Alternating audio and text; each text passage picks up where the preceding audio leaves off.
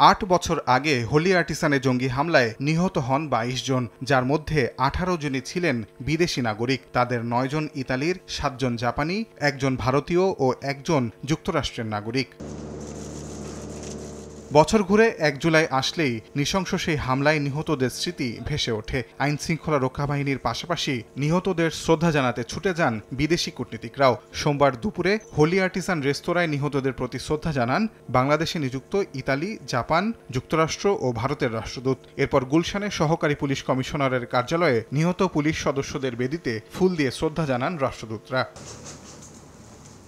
পরে ইতালি রাষ্ট্রদূতের বাসভবনে এক স্মরণ সভার আয়োজন করা হয়, যেখানে নিহত ইতালি নাগরিকদের নাম ফলকে একে একে শ্রদ্ধা নিবেদন করেন জাপান, যুক্তরাষ্ট্র ও ভারতের রাষ্ট্রদূত এবং ঢাকায় সফররত ইতালির পররাষ্ট্র মন্ত্রণালয়ের অভিবাসী বিষয়ক মহাপরিচালক লুইজি ভিনিয়ালি। নগদের কাছে সব গ্রাহকই প্রিয়, তাই তো সারা দেশে ক্যাশ আউট চার্জ সবচেয়ে কম। বাংলাদেশ ও ইতালির সম্পর্ক এখন সর্বোচ্চ উচ্চতায় রয়েছে উল্লেখ করে ইতালির পররাষ্ট্র দপ্তরের এই কর্মকর্তা জানান, জঙ্গিবাদ দমনে আন্তর্জাতিক সম্প্রদায়কে একযোগে কাজ করতে হবে। Relation which will last forever. This will not be hampered by terrorism. We can swear that terrorism will be fought also in the future. We stand together against terrorism. Relations between Bangladesh and Italy and now at the highest possible peak.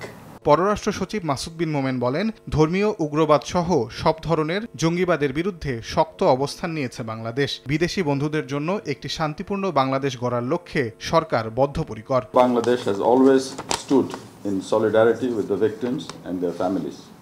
Bangladesh's response to this tragic incident had been incessant till the verdict of the landmark trial, which brought the perpetrators to justice. We have made significant strides in combating terrorism and preventing violent extremism in recent years. We have remained steadfast in our commitment to work towards a peaceful Bangladesh for all, especially for our foreign friends. যে কোনো ভীতির বিরুদ্ধে আন্তর্জাতিক সম্প্রদায়ের সঙ্গে একযোগে সরকার কাজ করতে চায় বলেও জানান পররাষ্ট্র সচিব।